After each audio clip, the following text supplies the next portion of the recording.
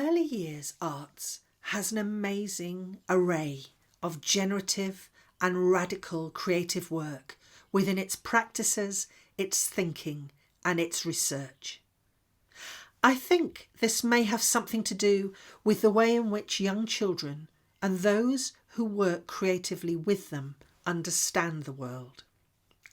The early years arts sector has the potential to break out of tired, unethical models of arts education and become something truly different.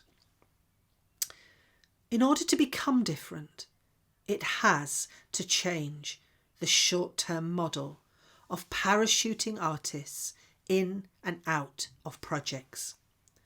This short-term model exploits artists and ill-serves children, families, educators and health workers it is supposed to serve.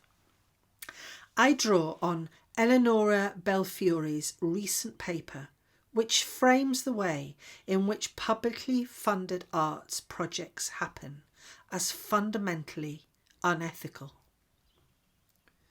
In order to become different, new ethical ways of forming creative relationships need to take place. And for bridge organisations, this has to start with artists.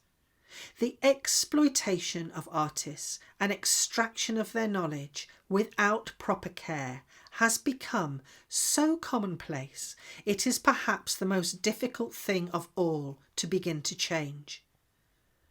However, bridge organisations, arts and cultural organisations, cultural and arts policy all sit on the back of a shamefully low-paid and silenced artists' workforce which has not been invested in for decades. An example is this provocation. As a bridge consortium, you've reaped a collection of knowledges from the early years arts sector.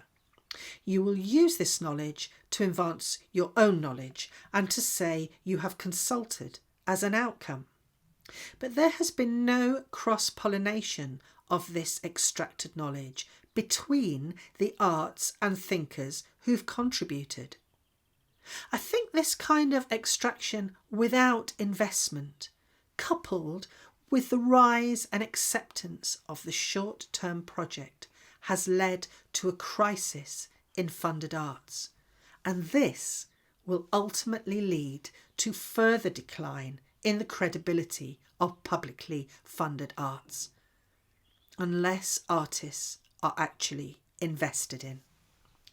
I don't have time to go into how arts education has been increasingly justified through neoliberal, developmentalist and economic terms. I can only urge you to think about how to resist these rotten ethics, whilst for this provocation I must keep the uncared for artist at the centre.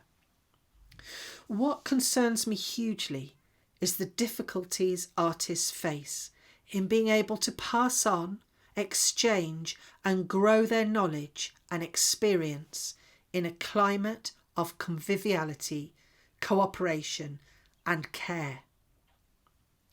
I don't really want to be giving my knowledge of working creatively with young children to a consortium of bridge organisations. I want to be sharing it with other artists through deep processes of hanging out, working with children, reflection and experimentation. This kind of investment will reap huge and unimaginable rewards. So my questions to you are, how are you going to make this happen? How will you make a different model?